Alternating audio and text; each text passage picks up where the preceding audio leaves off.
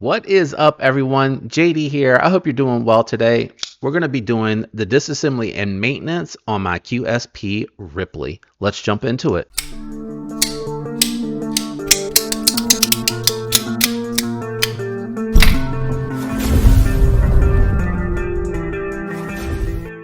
All right, guys, we got everything down on the table here. I'm probably not going to throw skiffs in here, but I do like to measure them in case people do prefer skiffs. My budget knives, I usually typically don't do skiffs because I feel like the stamp bearings, being that they are ceramic, are usually really truly good enough for the budget knife. The action's good enough. I really don't feel it warrants the disassembly. On this one here, it does have T6, but they are button screws, and QSP does a really good job of making sure that they tool those really well. So you shouldn't strip them, but I do recommend that you get hardened bits, whether that's Weeha, whether that's someone else, totally up to you. Normally you don't have to remove the pocket clip, but in this particular instance, you do want to remove the back screw at the very least, because that is going into the rear standoff. These are steel, so that's why I do like this disassembly mat. It does have the magnets on there in case I bump the table or do something dumb. I don't have to worry about losing and chasing everything down. So let's go ahead and remove the other screw here. Full disclosure, I do not know if this is going to require a complete takedown. Oh, that was already a little loose. That is interesting, and it is shorter, so take note of that this one here is shorter. I didn't check. Nope, that one's tight. Lord have mercy. That one's tight, and this is the only standoff, right? That one's tight. So we should be okay there, but I want to get this side off. Some of these can be, full disassembly required. Some of them may not be. I think this one has like a faux step up, so I don't think you'll be able to take that off. So depending on how this is built, we may have to take both sets of scales off and take the pivot out. So just be mindful of that. It's not a hard disassembly. You just got to be patient, take your time with the disassembly of this one here, and you should be good to go. So good fittings there, lots of lube on here, which is fine. It is steel, but it's steel on G10. I'll reapply my preferred lube on here for this one to see if we're going to need to do that. So it does look like you may need to take the other side off. Let me just make sure that this doesn't come apart. Yeah, so because you're going to have to remove the liner here, you're going to have to take the pivot out, and you will have to take this center screw out. So let me show you how to do that really quick. I'm going to dry it off just because I don't want to lose the knife while I'm working on it, meaning I don't want it to slip out. So I'm going to move my scale to the side. We're going to go ahead over here and take out the middle T6. You do not need to take anything else apart. It is pretty simple construction considering everything that's on here. So I'm going to put this over here so that I know, and put this over here so I know which ones show and which one is not. All right, so what you're going to want to do here is you're going to want to lay the knife down, blade edge down, so it's not touching you. Pull the blade back, and then you can take your smaller bit, and you should be able to take the pivot and extract it out from the other side. While I have it disassembled here, I'm going to go ahead and clean it. And I'm going to throw my lube of preference on here and take a look at to see. All right, so it is captive D, and it goes all the way through the pivot there. So it goes through to the other side. So let me go ahead. I should have had my lube ready to go. Sorry, guys. Go ahead and lube this now that I've cleaned it, so I don't have to do that later. I like to do a thin layer on here. I don't like it to be too heavily coated. That way I can go ahead and just easily take care of that. So what you can do here is you can go ahead and remove the scale and set it to the side and get it out of the way, and then disengage your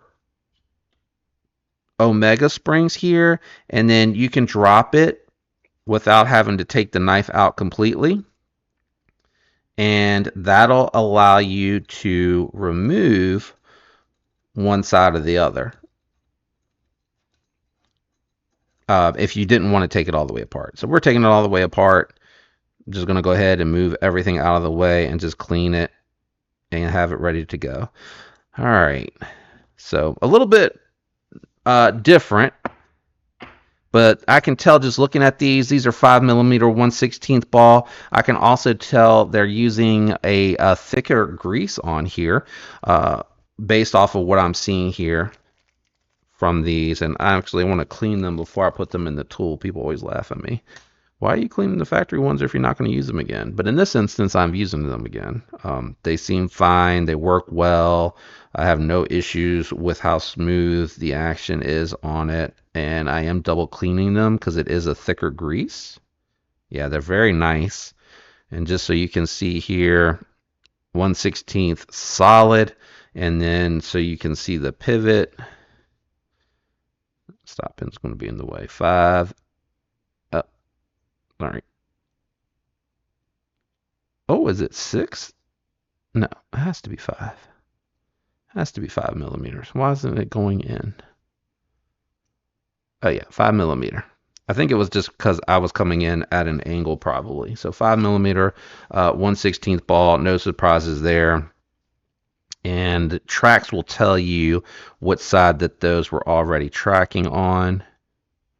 Yeah, so this is blade facing, and I think it's apparent which one's blade facing on that one because it's gummed up, cooked up, coated up. Blade facing, and also the D pivot is on that side, which means that is the show side. Also, I just happen to remember the way that I laid them down. So blades clean, ready to go. On cleaning the back to make sure there's no contact anywhere. And then we'll clean the thick grease off of here. We're just going to use... I need to bring my white lightning from downstairs up here. I left it down there because I usually am doing disassembly and maintenance down there. But that is not the case. I'm typically up here doing them.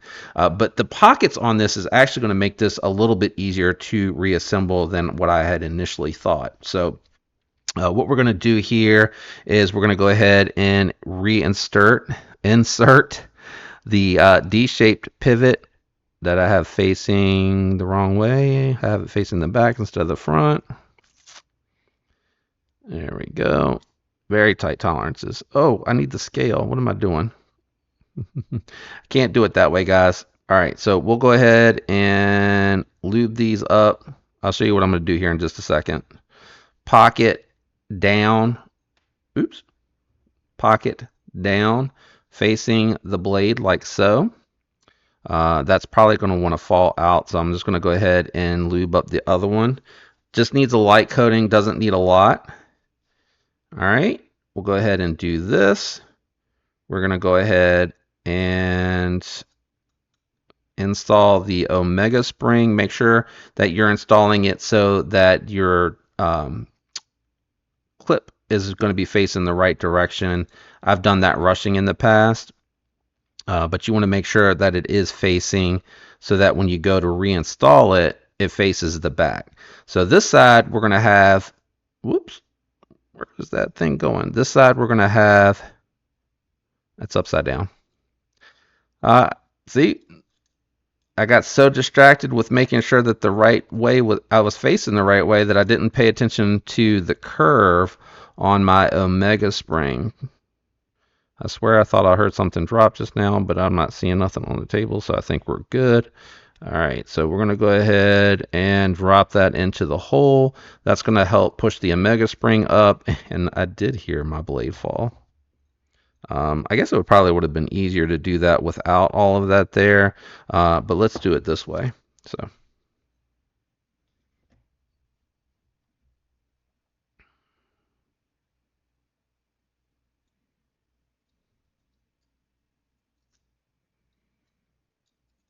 Mm, mm, mm, mm.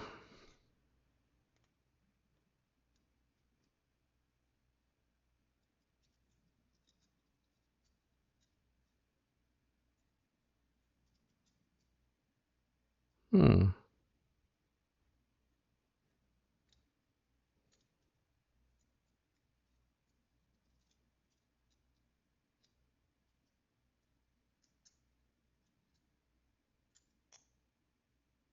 Okay. All right, so I did take that back out. because I realized, whoops, the crossbar lock, dang, is falling out as I'm trying to install it. There we go. All right, so let's move these forward. Okay. And then we'll clamp it this way, which should keep everything from moving. And now we're going to go ahead and set everything. It is, again, it is a little bit, it's weird because you got to kind of put the cartridge together first. And then what you can do, whoops, from there,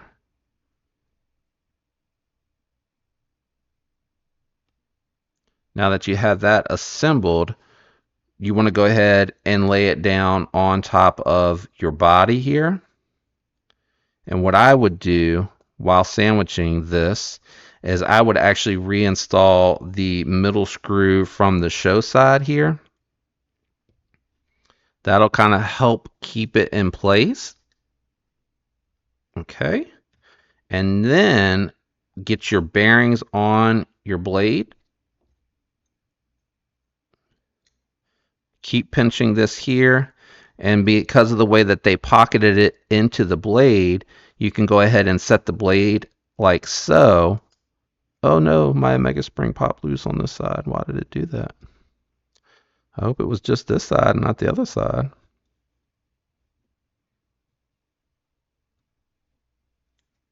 Let me go relube that. Where did my lube go? There we go.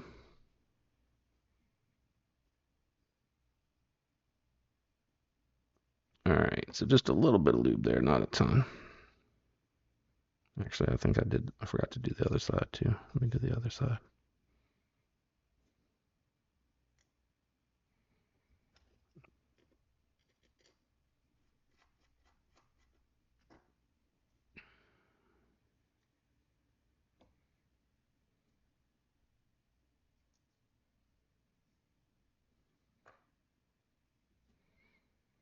Now we can put them back.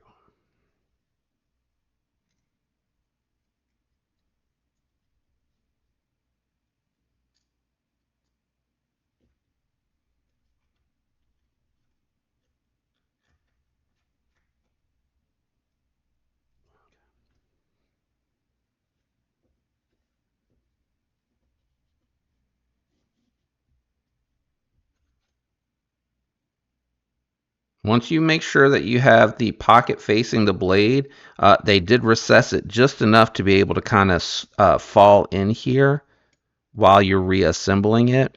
And then carefully pinch down on your stop pin to help it lay flat. And then you're going to kind of pull back your blade a little bit there.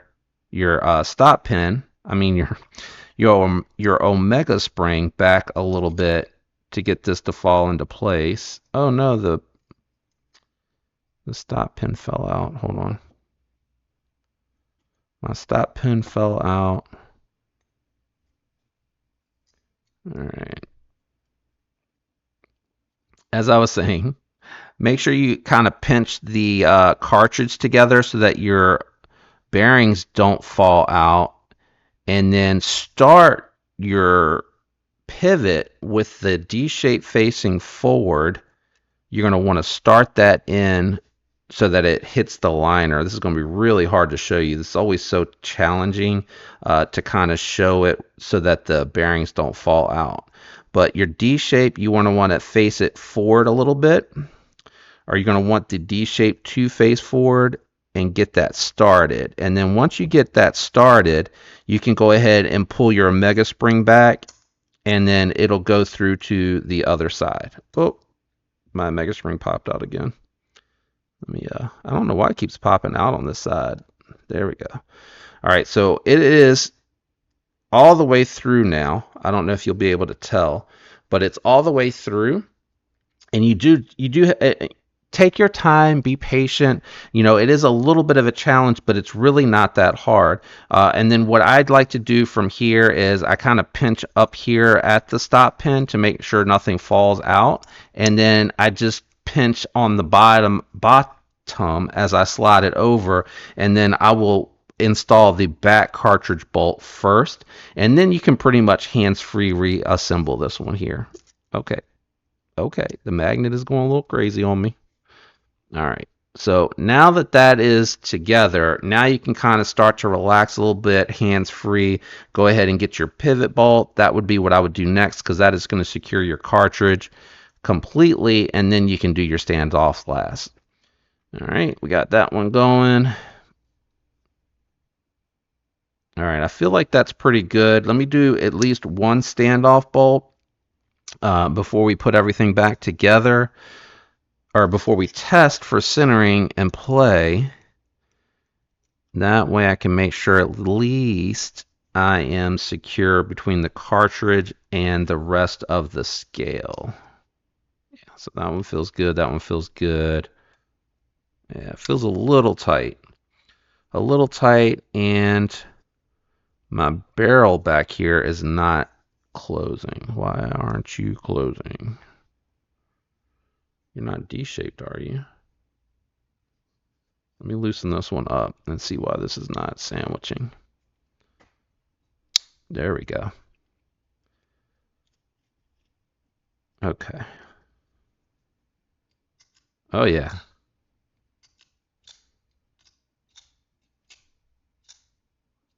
Okay, yep, that feels good. All right, we can go ahead and install the last bolt here.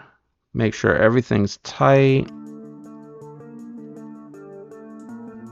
I like to triple check everything, especially on these crossbar locks when they're cartridged like this one. This is not a bad design. I'd still say the clutch lock, because they D-shape it and you can take the crossbar lock studs off and take it apart from one side, is truly the easiest. Yep, locked up solid. No play. Yep, I think we're done. There you go. Disassembly and maintenance for your QSP Ripley. Again, just take your time with the crossbar locks. I know folks will ask me questions if they get stuck or have issues, but this one should be pretty straightforward, especially with that D-shaped pivot in the middle. I think that's going to make it really easy for folks. Okay, not really easy. Let me not sugarcoat it. Going to make it easier for you, especially if it's your first time taking them apart. Again, 5mm 1/16 ball. For your skiff bearings, if you do decide that you want to put skiffs on this one, I honestly think QSP, they run such a clean factory and things come so neat and clean, and it is a budget knife, and it's perfectly fine for a budget knife in my opinion, and in my world and how I do things, that I think you'll be okay there. I hope this one helped you guys, and I hope you enjoyed watching the disassembly. For me, it's always relaxing. It's like a puzzle for me. It just kind of helps me clear my head and lets me focus on what I'm doing, and explaining it really amplifies that a lot. Like, everything has to go out of the head and I'm in the moment, which is nice. It's kind of a little bit of a breather. Thanks for watching to this point. If you enjoyed, hit that like on your way out. Links are down in the description. You guys have been really awesome about using those links. It really has helped and allowed me to pick knives like this and the Tacticorics and such up to check out here recently on the channel, and it's been a lot of fun to check those out. Special thanks to my channel members. You guys are awesome for carrying that extra support on the channel as well. I really do appreciate it, guys. I hope you have a fantastic week. I'll catch you on the next one. Peace.